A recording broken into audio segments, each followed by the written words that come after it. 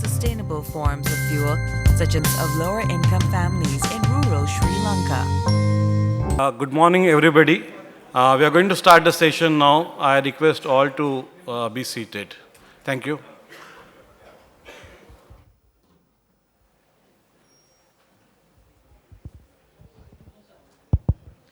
May I request Mr. Shankar to join me on the stage? Thanks.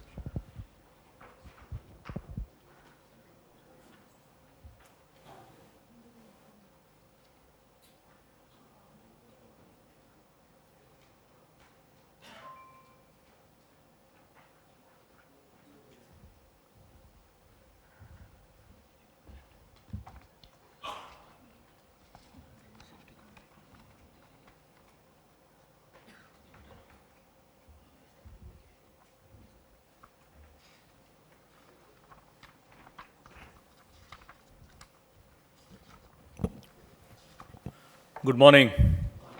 Yeah. Welcome to day 2 of the CII Southern Region EHS Awards and Conference, the 9th edition.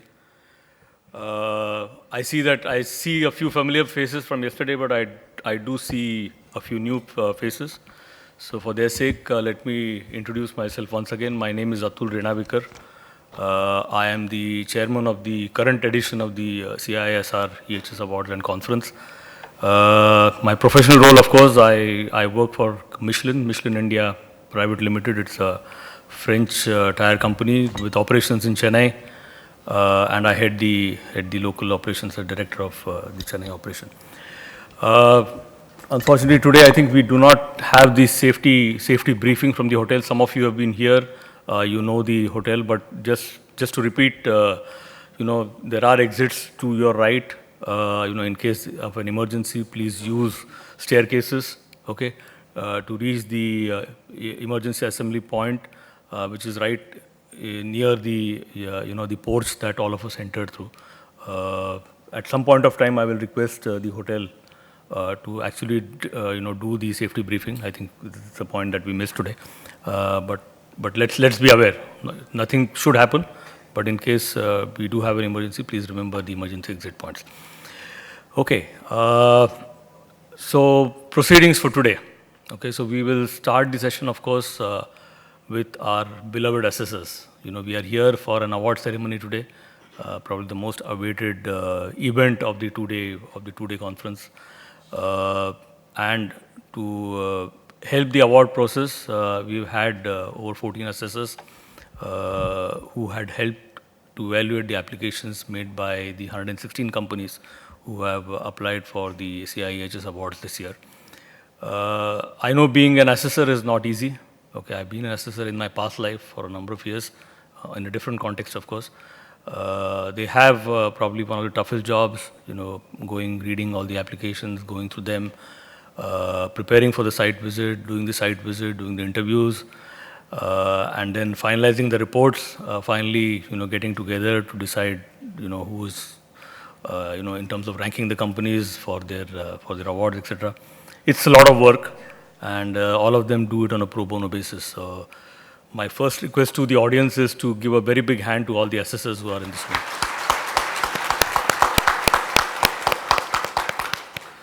I think the award process would not be what it is without their inexhaustible efforts and their support. So the first session of the day, of course, would be for the assessors, for most of the assessors to share their experiences about the process, what they have learned and what they can share. One of the beauties of being an assessor is that, you get to see so many companies operating out, in across so many domains, the number of best practices that they are exposed to, and then they're able to bring the whole thing together and share all of that experience with us. So I will first start with Mr. Shankar, who's joined me here on the stage, and I will ask him to share his experience and then take the session further. Thank you, and have a very enjoyable session today.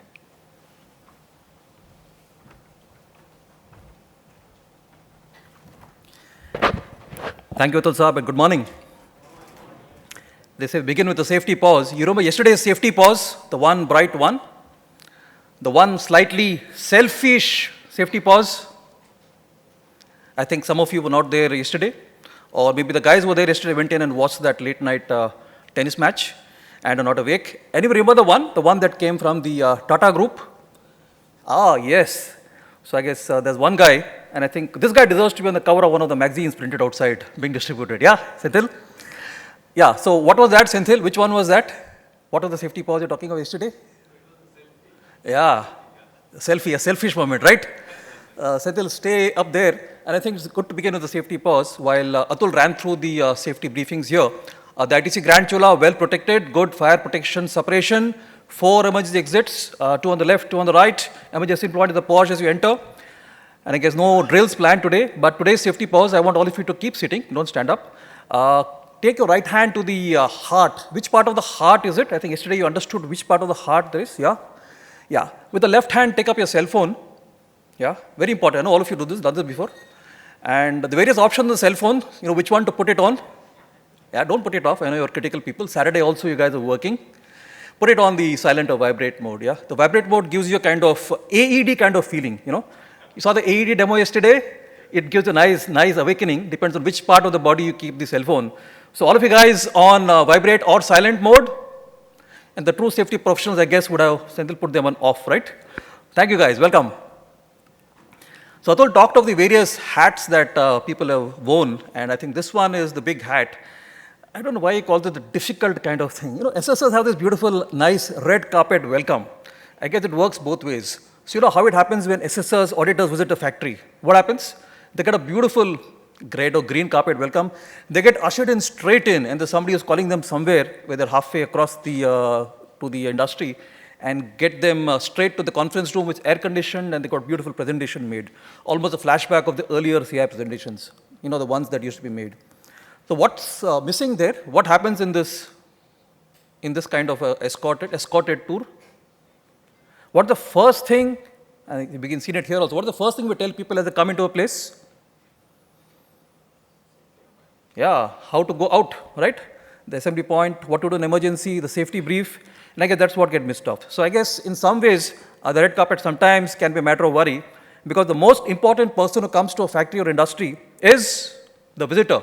The visitor who sometimes doesn't know what safety precautions at the estate is all about, who might be very good on, might be a great firefighter, but he doesn't have horns, he needs to be protected. He's the first guy who's come in and needs to be told what's to be done. So that's one of the key messages in the safety pause here. So I think being the assessor is multifaceted, this great learnings, it's a mutual win-win as we say. And I guess this is also part of the endangered species.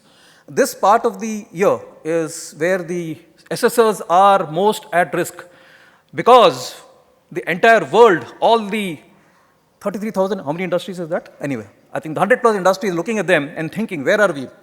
2-star, 3-star, 4-star, 5-star, where are we? So that's where the barrage of questions always is. And I guess the job of the assessor is to kind of hold them for some time until the awards evening, after which they kind of beat a hasty exit. This program actually was planned for later in the day, but very safely positioned now. So I guess this is also an opportunity for us to hear from the assessors on the experiences in assessing the industries. I think everything begins with safety, also begins with the BMS. So I invite BMS, my friend BM Subaratinam, to come on stage and talk through. He's the tallest ever assessor who's ever visited the CII premises. A big hand to Subaratinam.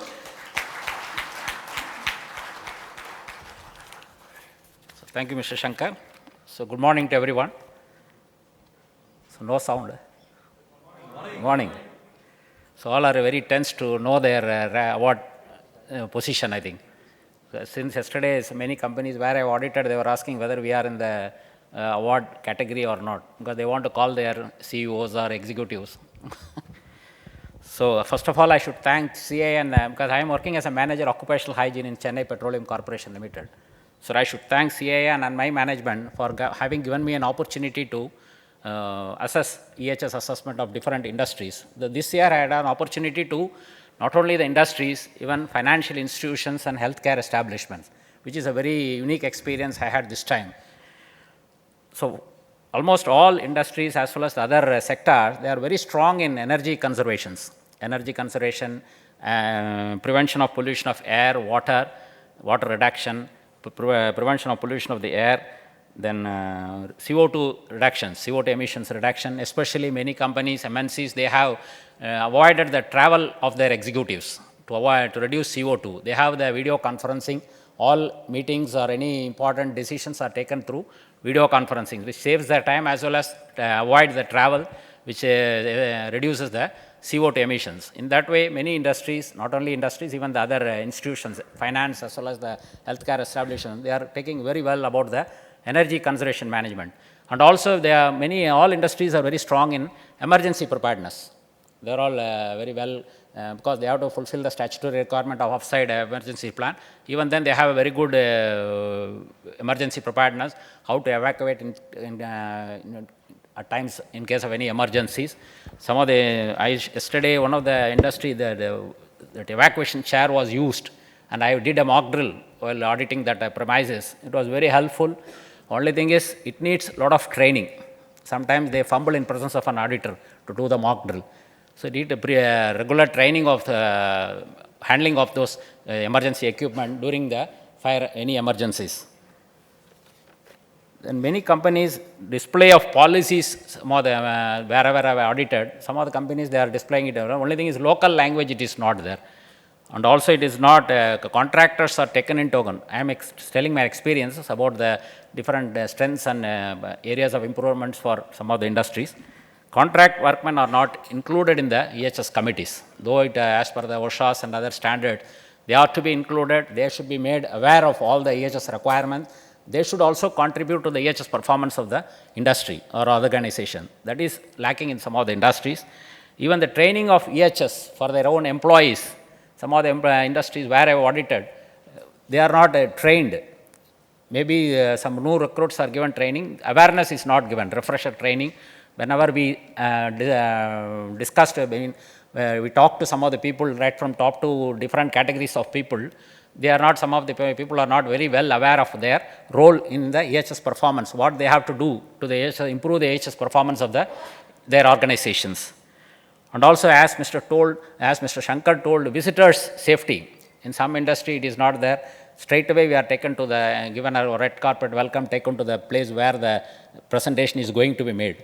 So, from there also, we are taken care of very well by the industries. So, visitor safety is lacking in some of the industries, what the visitor has to do's and don'ts, their safety passes, all those things. This is as far as the experience of mine is concerned. So, many industries, they have a very strong points, as I told you, again, especially energy conservation, emergency preparedness. But involvement of employees and contract workmen is to be improved. So, this is my experience. Thank you.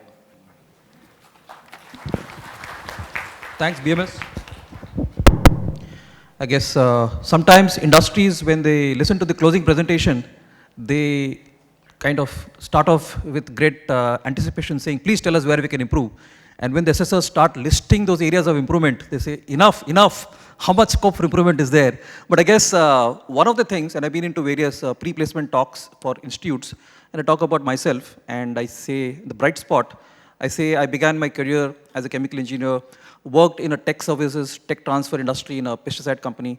Then I went on to manufacturing in a paint company. And then I went into Asian Paints. And then I went into a lubricant manufacturing refining company into quality assurance. Then I got into projects and implementation of a wind turbine project with, say, BP, British Petroleum. And then I got into the biggest challenge in EHS at a refinery, the biggest refinery on the West Coast, setting up a refinery from scratch. And then I got a job in healthcare, in sustainability, and now I'm with Hospira, and now a Pfizer company. So I tell these guys it's a great opportunity to visit different industries, to different sectors, and either number of sectors we talked about. So this also as assessor is a great opportunity to visit various industries, to learn, and this is the best part from assessor point of view. But I guess there's two ways to both of these, and I think when you say, call a name, there's always an echo on the other side. There is the improvement areas and there is the opportunities, so it depends on which part of the door is open. But I think one thing when you say, and it's a nice movie that's called Karthik Calling.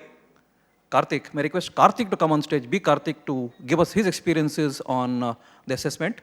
Give Karthik a big hand as he comes up. It is difficult for anyone else to be Karthik except Karthik, so he's a unique assessor in every way.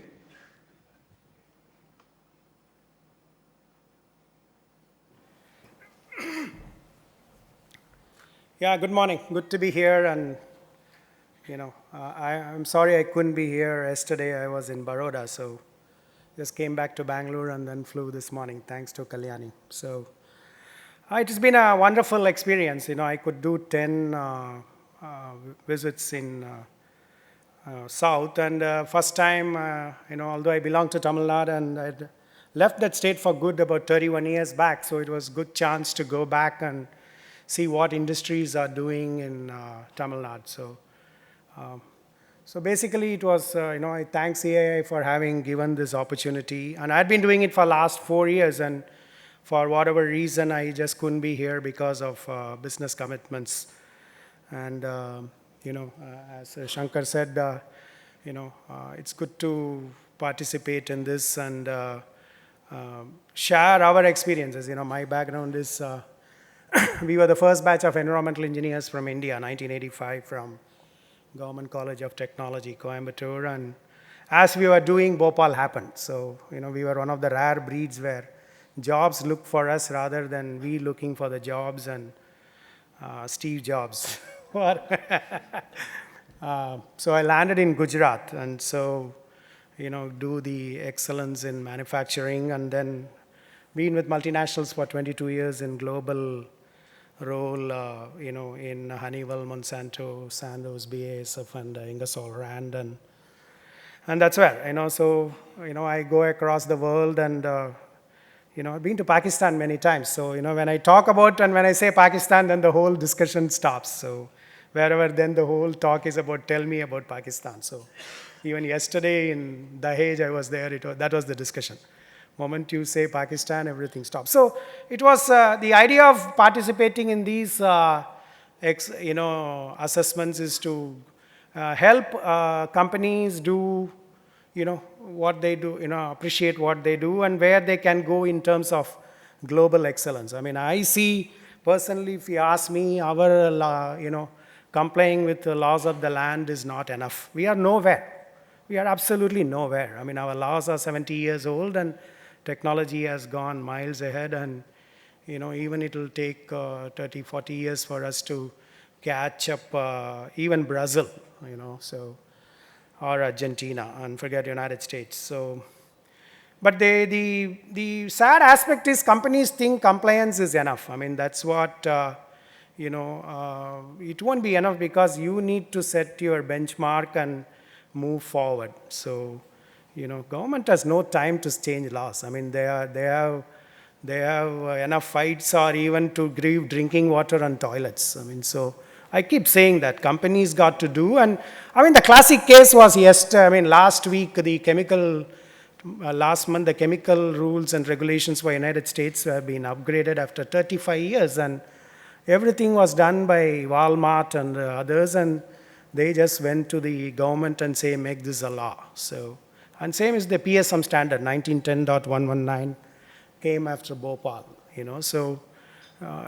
Industries got to do it. I mean, that's what we set the bar, when we work in global organizations, to set voluntary compliance and make that a law. And that's where I am personally very happy that the new ISO standards of 9,000 and 14,000 and 45,000, for which, we have contributed a bit, is exactly what we did business 15 years back. So at least the world is catching up and say, hey, this is the way to go about it, to do the, the way business is done in terms of risk-based approach. So, going back to what we saw across, over the last 4 years or even this year is, the leadership seems to be good. Wherever we went, we saw leaders seems to be committed. I think that's critical. I mean, without leaders, nothing will happen, and most of the places what we saw was the leadership seems to be involved and engaged in what they want to achieve for EHS excellence. So that's a very positive news, and there is a very good objective and focus to take the EHS forward in organizations. And as BMS said, the emergency response seems to be very good, sound in many places. I mean, at least you may not do well, but at least when you mess up, what will you do to get the hell out of yourself there? So the program seems to be working. Very good legal requirements. I mean, over the last 4 years, we didn't come across a major hiccup in legal requirements. So companies are doing it well. And I think I don't know how to see it, but wherever I went, as much as we would have wanted the focus on safety or environment, the sustainability word seems to be, I don't know, hijacked or whatever. And so, I mean, I'll grudgingly give it. So I mean, I also led the sustainability initiatives for Honeywell globally. So, so it's a good thing that's happening. And so those are some of the very good things companies are doing. People, I'll come back and, as far as opportunities, I mean, your risk assessments were just terrible, man. I mean, I didn't see anywhere. Risk, people are still adding probability and severity. Come on, give me a break. Many companies, absolutely no concept of risk. And, with that kind of risk assessments and then knowing what you're doing, I'm even surprised how you don't have accidents. I mean, risk assessment is the bedrock, and everywhere we didn't come across. I mean, the levels we set and where we work, we work on a 5-dimension probability into severity, into frequency, into legal requirements level, into number of people exposed. So 5 by 5 dimension, the risks are just, you will see thousands and know where to put your money, and we didn't see it anywhere. Still, the risk concepts are not fully understood by organizations, wherever I went, last 4 years. So today I'm here, so I'm able to say, but I'm even surprised how accidents are not happening. I mean, maybe it's an act of God or something. So and the integration of EHS. I mean, 20 years back, we focused EHS as a value add to business. We don't see, I talked to an environment guy, he has no clue about safety. I talked to a health guy, he has absolutely no. So, the integrated approach, convergence is order of the day.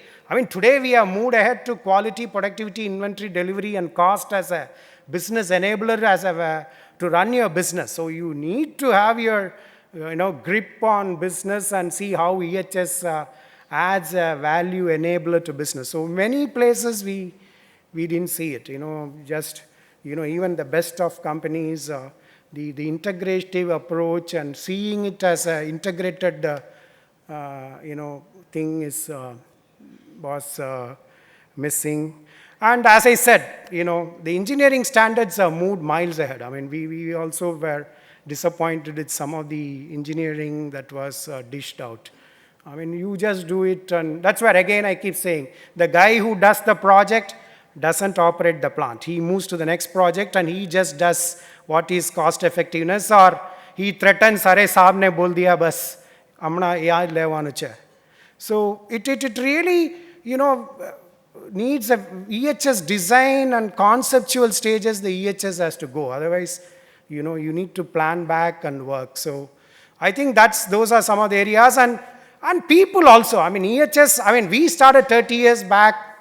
I'm sorry, it's going downhill. Personally, if you ask me, did I see any EHS guy my age, 30, 35, 20 years back? In my 4 years here, I have not come across one.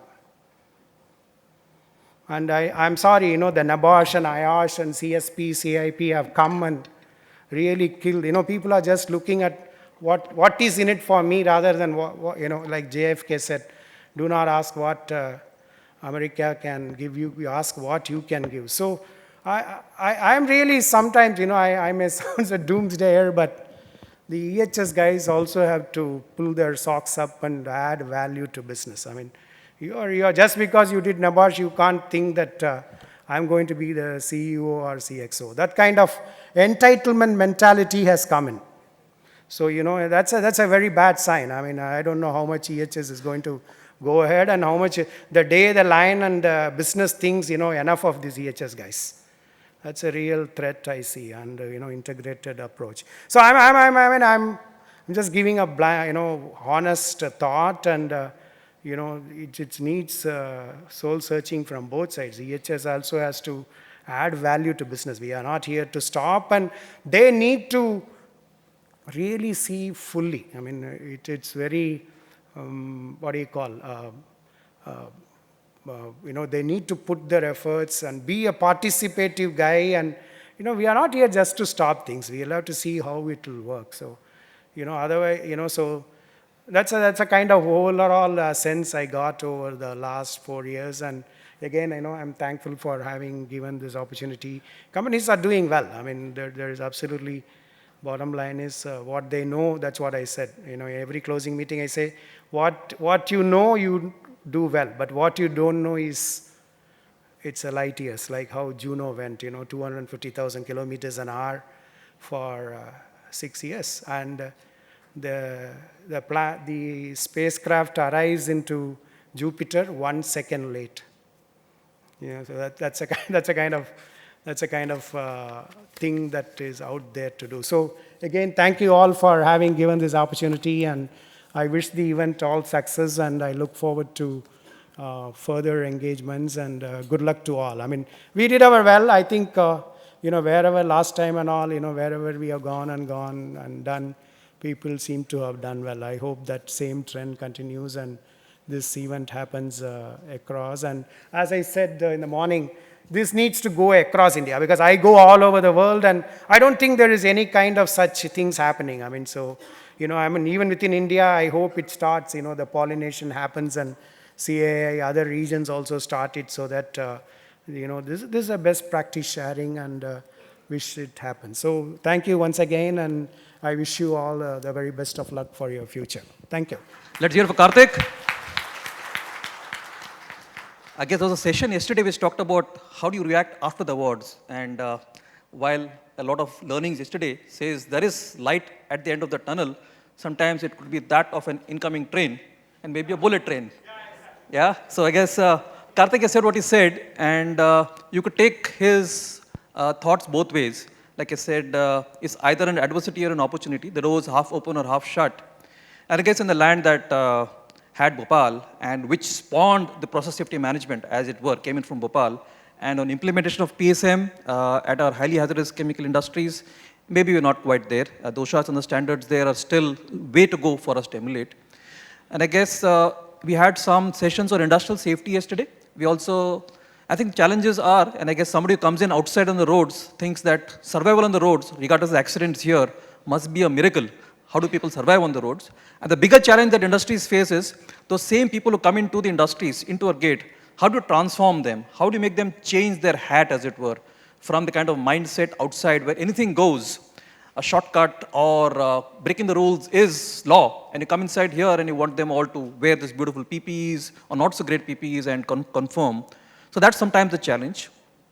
On wellness and health, we heard from the team yesterday, and I think as Maharishi Mehta said yesterday, India is maybe 50 years behind the industrial hygiene, occupational health journey. So I guess a lot of catching up to do, and I think what Karthik has said is something that we should all take home, is after all is said and done, there's far more to be done, and that's where the journey begins. So looking forward to hearing from the other assessors also, and it's good that we also speak what we feel, because this is also about a give and take, about understanding the expectations, and I guess a life is a life is a life. In India, you might think it's kind of lesser important, but I guess it's as valued as anywhere else, as a core value is where we go on EHS. So on that note, may I request Om Kumar to come in and tell us his context, his learnings, his experience on his journey through the years as assessor. A big hand for Om Kumar.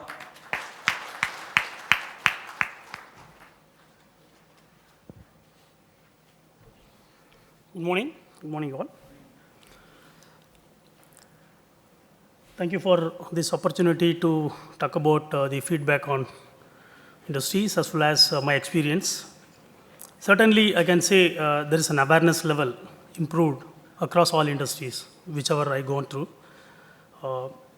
They have very good improvement on their basic systems, basic safety requirements, all those stuffs. I'll just talk about first the positive points, later on giving about the feedbacks, other things. In earlier days, they were actually on reactive mode. Nowadays, when we see industries, actually they are really started working on proactive basis. They started capturing near misses. They started doing near miss analysis, root cause analysis. They could able to show what is the root cause analysis, all those stuffs. They could able to take actions they know what are the controls mechanism, all different type of control mechanism in place to